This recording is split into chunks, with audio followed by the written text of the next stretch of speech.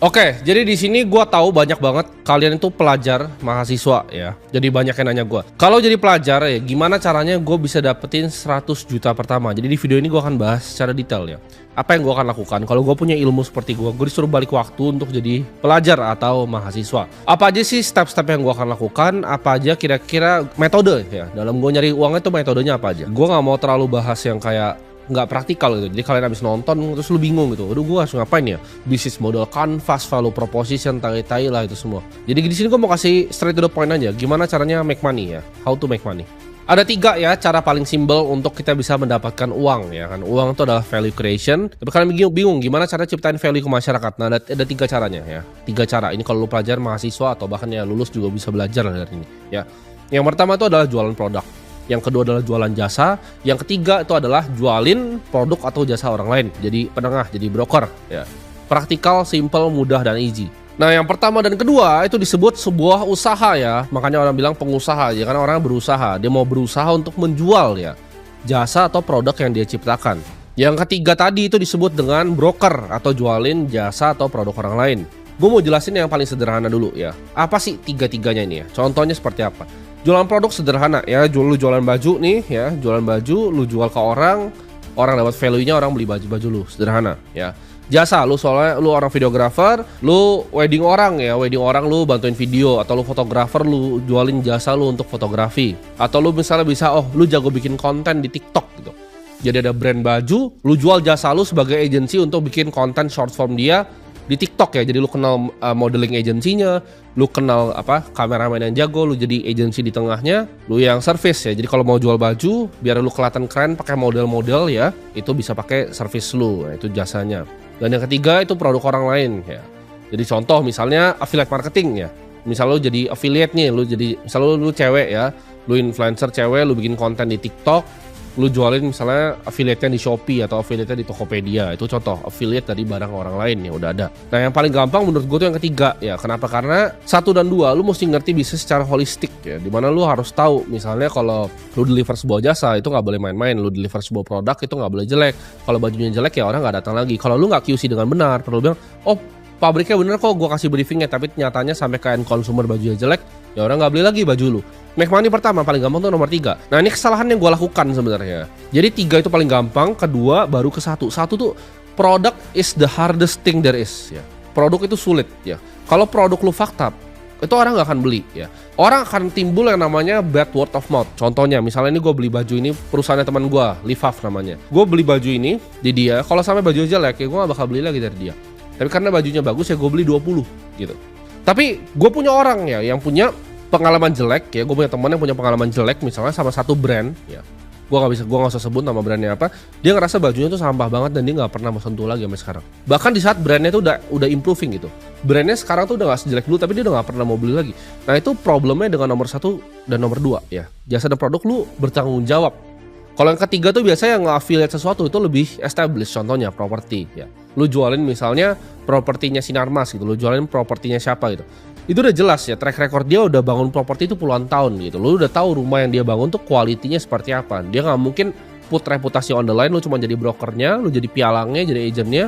Ya udah lu jualin. Jadi kalian jangan sembarangan kalau mau ngejualin produk atau jasa ya. Jangan lu kayak mikir, gampang lu bisa bikin pakai plastik. Gue dulu kan gue pernah jualan Thai tea dulu ya. Aduk-aduk begitu.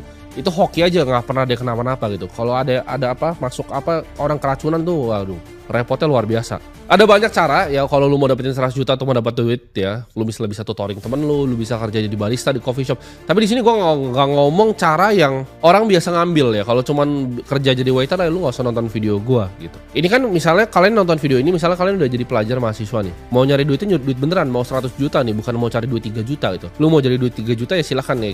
Kayak gua waktu pernah coba jadi wedding organizer. Pokoknya intinya ya, dari jasa, produk dan jualan jasa dan produk orang lain. Ini gue hilangin constraint yang namanya waktu ya. Jadi kalau lu jago jualan jasa lu bisa pertama emang lu yang fotoin. Tapi nextnya bisa lu punya tim gitu. Nah, tapi kalau lu itu tuker waktu lu buat jadi barista, repot nih. Karena waktu lu buang untuk uang. Jadi gue ajarin lu ketika lu masih muda, Lu pelajarin konsep di mana waktu lu tuh lu harus anggap waktu lu hal paling berharga ya. Jangan main lu tukar begitu. Nah, dari tiga skill ini, titik beratnya sebenarnya kalau mau bikin duit fast, quick money ya. Gua nggak bilang gampang ya. Gua nggak bilang gampang, tapi gua bilang uangnya lebih cepat dibanding lu coba jadi barista nabung setahun ya kan gaji 3 juta. Cuman berapa itu lo kumpulin 30 juta lebih dikit dipotong-potong ongkos lu bolak-balik ya. Itu nggak, jangan kerja seperti itu. Kalau buat pengalaman ya sure boleh lah. Nah, tiga skill ini ya yang gue bilang tadi, antara produk lu sendiri, jasa lu, atau produk dan jasa orang lain ya, kita bagi 3. Ini tiga itu menitik beratkan ke satu skill yang paling utama, yaitu jualan ya. Karena jualan produk, jualan jasa, jualan produk dan jasa orang lain. Jualan dan jualan. Jadi udah tahu nih kalau mau make quick money ya, where's the money? Sales sudah pasti.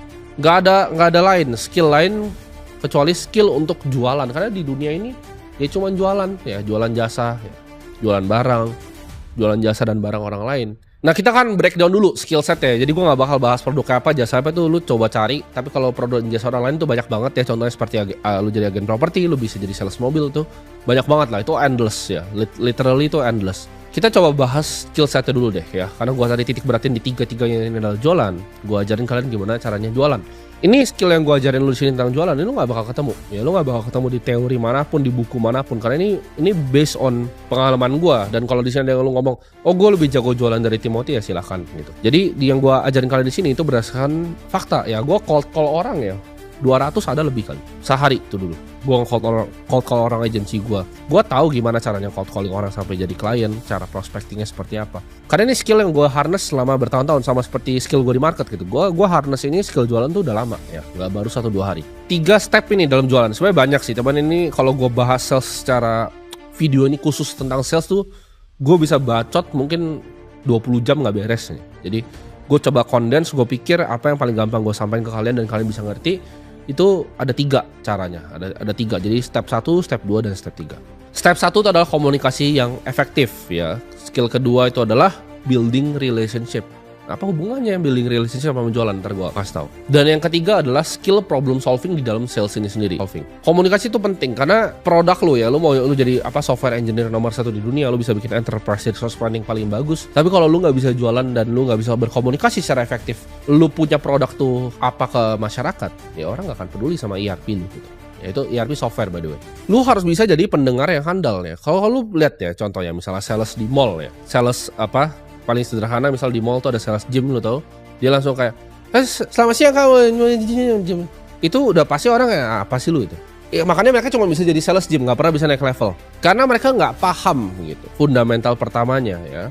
Lu untuk jadi sales yang jago itu lu bukan jadi yang paling jago bacot, tapi lu paling jago mendengar. Komunikasi yang efektif itu bukan tentang apa yang lu omongin, tapi apa yang lu dengar dan lu pakai informasi yang mereka kasih ke lu sebagai senjata ke mereka. Nah, ini rahasianya nih. Ini nggak akan ada yang sampai level di sini sales ya. Karena mereka nggak pernah kayak gitu, mereka nggak pernah 200 sehari cold callingnya. Mereka nggak do the reps ya. Sales yang paling jago itu tahu ya kebutuhan customernya apa dan dia adaptif dalam bicara. Jadi dia bisa tahu gitu, kira-kira nih customernya ini sukanya kemana ya, ciri khasnya seperti apa. Kalau orang tua itu lebih kemana, anak muda lebih kemana. Mereka nggak firm dengan nada yang sama. Mereka nggak cuman selamat siang pak, itu tuh lu nggak bakal laku lah kayak begitu ya. Itu lu sok-sok jadi sales yang orang semua benci gitu. Sales yang jago tuh dia dengerin kalau keluh kesah customernya apa, dia beneran ada problem nggak, dan dia nggak maksa ya. Lu harus bisa pasang topeng ya, kura-kura ninja ya, bunglon gitu. Jadi ketika lu udah pasang topengnya, lu tahu gitu loh, lu kayak bunglon, siap untuk berubah. Dia ngomong apa, lu pakai kata-katanya untuk balikin ke dia. Dia ngomong apa, pakai kata-katanya, lu itu kayak kungfu gitu. Tapi pertama untuk lu bisa tahu dia maunya apa, ya lu harus bisa mendengar. Karena Buffett bilang skill utama dia ya. Contoh, Buffett itu apakah seorang sales? Buffett itu jualan setiap tahun sahamnya dia. Saham dia tuh nggak pernah bagi dividen. Dia bikin annual meeting sama Charlie Munger yang sekarang udah nggak ada. Dia jualan di situ tentang performa perusahaannya. Itu form of effective communication ya. Kalau kalian lihat direktur misalnya Bank BCA itu dia punya investor relationnya, mereka bikin RUPS, itu semua effective communication untuk jualin saham perusahaannya. Ya, semua orang di dunia itu sales yang paling kaya.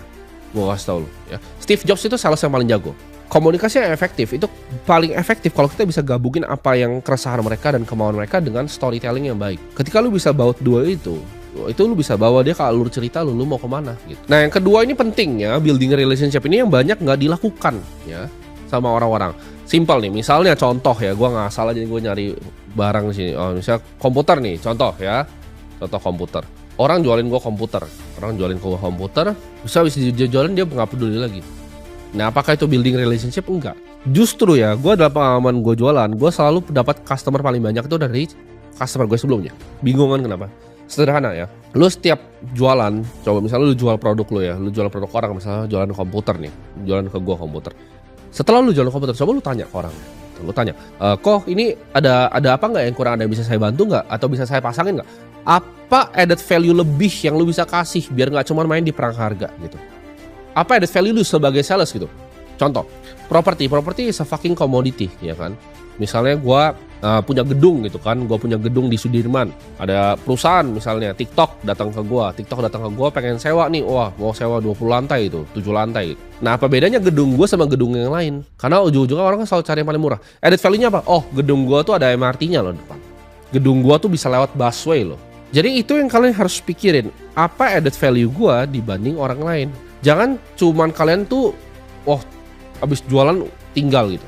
Added value itu dibangun dari lu building sebuah relationship sama customer lu. Jadi dengan lu building relationship, lu build trust jadi dia. Lu bisa tanya setelah itu, kok mungkin ada nggak teman Koko yang butuh komputer lagi yang kayak gini? Oh, ada tuh, ada si James tuh, si James kayaknya butuh komputer buat kantornya 20 PC. Nah, lu dapat customer lagi kan dengan begitu. Sedangkan kalau lu jualan. Habis lu service misalnya fotografi wedding, puas nggak dengan hasilnya? Sorry kalau ada yang salah. Kalau misalnya ada yang bisa diperbaiki, kasih tahu ya dalam service aku gitu. Terus bilang, ada nggak mungkin temen yang dalam waktu dekat tuh, atau mungkin ya 6 bulan lagi yang wedding. Nah, mungkin ini sini wedding nih. Begitu dia happy, dia akan refer lu. Paling kuat itu adalah word of mouth ya dalam bisnis. Jadi orang banyak yang ngajarin. Nah, ini makanya kalau kalian bisa bandingin pebisnis yang handal dan pebisnis yang bodoh, itu gampang bedanya. Gue itu jago yang iklan, gue jago sekali Facebook Ads dan teman-temannya. Cuman gue tahu ya, itu diminishing return. Maksudnya apa? Ketika lu pakai ads ya, itu kan terus makin mahal karena kompetisi kapitalisme kan, kompetisi makin mahal. Jadi jualan itu pakai namanya word of mouth, mulut ke mulut. Nah, mulut ke mulut ini pedang mata dua. Ketika lu bisa building relationship dan building trust yang baik, mulut ke mulut ini bisa jadi, lu bisa 1 jadi 3 jadi 5 jadi 10. Tapi kalau misalnya ini jelek, sama 1 jadi 3 jadi 5 jadi 10 juga ya. Oh, dia bangsat ya. Dan kalian perhatikan kan, di dunia bisnis itu gampang banget untuk menang gitu. Orang tuh servicing orang tuh banyak yang berantakan gitu dari dulu. Gue pernah pakai agency ya, dia cuma do the bare minimum, terus dia ngerasa wah gila campaign gue keren. Jadi orang tuh banyak do the bare minimum ya. Mereka itu nggak ada peduli after salesnya seperti apa, experience dari customer seperti apa, yang penting gue jualan dapat komisi. Jadi kalian jangan jadi, misalnya kalian sales di sini, jangan jadi sales yang kayak pelacur gitu, asal begini. Win-win solution ya, gimana cara customernya itu get the win dari lu. Nah, lu build trustnya pelan-pelan dari situ. Bahkan nggak beli pun, ya lu bisa tanya ke temannya. Ya lu orang yang nggak beli nih, lu jualan apa lah, lu jualan kaos, orang nggak beli. Ada nggak kira-kira teman yang mau kaos ini yang kira-kira mau? Ya kalau dia nggak jawab enggak ya nggak apa-apa. Tapi lu begituin 5 orang yang nggak beli punya lu, pasti ada nge-refer 1 ke temannya. Ya mungkin ujung-ujungnya beli karena dia butuh. 3. Problem solving. Maksudnya problem solving itu apa? Dalam sales tuh banyak tembakan kalau ntar ada objectionnya customer kayak nggak mau ini kurang ini. Nah, lu harus pintar, lu harus lihai untuk tahu gitu loh problem ini gimana cara solvingnya. Jadi yang ketiga itu problem solving, lu harus tahu gimana caranya handle ketika dia nolak, bukan dengan lu maksa gitu. Gua sering jelasin ke teman-teman gua, kalau lu mau jualan ya jangan maksa gitu. Misalnya lu lagi ajak dia ke apartemen 3 bedroom gitu, 3 bedroom di SCBD. Oh, ini begini orangnya happy semua. Tapi dia ngerasa kayak, ini kayaknya bukan budget gue nih. Nah, lu jangan maksa 3 bedroom karena lu dapat komisi lebih besar. Lu coba turunin ke 2 bedroom, bilang, ini mungkin untuk keluarga muda lebih cocok di sini. Itu adalah strategi problem solving. Lu harus tahu belokinnya itu kemana. Oh, ini nggak mau yang ini. Oh, tenang ya. Tapi kita ada yang ini. Cara ngomongnya, tonalitas lu dalam bicara, ini komunikasi yang efektif nih, balik lagi. Tonalitasnya ngomong seperti apa? Cara bikin orang lebih dengerin gimana? Ini skill yang gue lakukan di sini. Ini nggak sembarang orang bisa. Banyak lo bisa lihat ngomong di depan kamera tapi belepotan gitu. Gue bisa ngomong bleber begini tanpa skrip sama sekali ya. Gue cuma ada pointer-pointer gue ngomong apa biar nggak terlalu ngalor ngidul. Tapi gue nggak pernah really pakai skrip ya. Karena ini 3 skill ini yang gue asah bertahun-tahun ya. Komunikasi yang efektif, caranya build relationship. Kalian juga masih di sini kenapa? Karena ini building relationship kan. Coba berapa banyak orang nonton video ini nggak dapat value? Gue rasa sih nggak ada, karena ini nggak ada. Lu nggak bisa cari ya. Yang gue sharing sini nggak bisa cari di luar. Kalian harus bisa ubah ya. Jadi pengalaman-pengalaman mereka mungkin negatif, kalau ketemu kalian gimana caranya jadi positif. Nah ini kayak kungfu nih ya, tapi balik lagi, ini video kan tentang cara make money ya. Gue kasih ibarat kalau ilmu sales gue nih buletan nih, ini 0,0001%. Jadi ilmu jualan ini gue pinjemin sedikit ke kalian. Kan gue bilang tadi, kalau full ya itu mungkin 20 jam ya, jangan di sini. Lu fokus increase skill lu dalam jualan ya, seumur hidup lu gak akan miskin. Even gue balik lagi nih, gue sering quoting Buffett karena dia salah satu pahlawan gue. Buffett itu pernah bilang ya, di Wall Street itu yang kaya itu bukan investor yang jago, tapi sales yang jago. Nah ini kata-kata dia loh. Dia bilang ini, investor paling bodoh di dunia sama investor paling jago di dunia, yang satu jago jualan, satu nggak jago jualan, itu pasti menang lebih kaya yang jago jualan. Kenapa? Karena orang investornya tidak handal ini, dia akan bisa jualan untuk raising fund dia 10 miliar US dollar dan dia ambil 1% fee habis itu. Tapi yang jago jualan yang bisa nge-raise 10 miliar dolar itu akan jauh lebih kaya. Lu bisa nge-raise 1 miliar dolar aja itu udah berapa? Udah 10 juta dolar setahun dibayarin di fund lu. Sedangkan investor jago yang bisa 20% konsisten tahun ke tahun, tapi dia cuma bisa raising 5 juta dolar. Nah, sama juga kan management fee-nya 1%. Kalian paham di sini? Orang yang jago jualan, Steve Jobs tuh jago jualan. Elon Musk ya. Elon Musk kan orang bilang, oh dia engineer, enggak. Enggak bos, Elon Musk tuh tukang jualan. Elon Musk tukang jualan. Bernard Arnault yang bikin LV itu tukang jualan juga. Semua ya.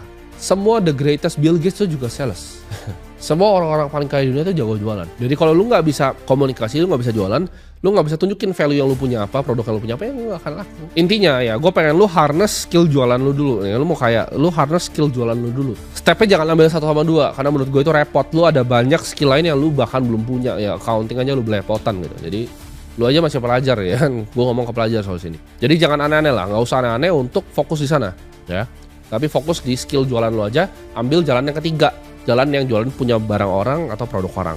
Misalnya ada produk digital, lu jadi affiliate-nya. Ada produk misalnya baju, lu jadi affiliate-nya. Gampang kan? Lu bikin konten di TikTok, lu belajar komunikasi yang efektif di sana. Terus lu coba approaching satu-satu, cold call, mulai bikin list lu segala macam. Jadi ini pemikiran ini gue dapet ketika gue di-challenge sama teman gue. Kalau misalnya gue itu jadi pelajar, gue bakal ngapain ya, ini bakal gue lakukan. Jadi kira-kira itu ya, pilih yang ketiga, langsung coba untuk jualin produk atau jasa orang lain secara masif dan tingkatin skill sales lu. Gue yakin lu dapetin 100 juta pertama.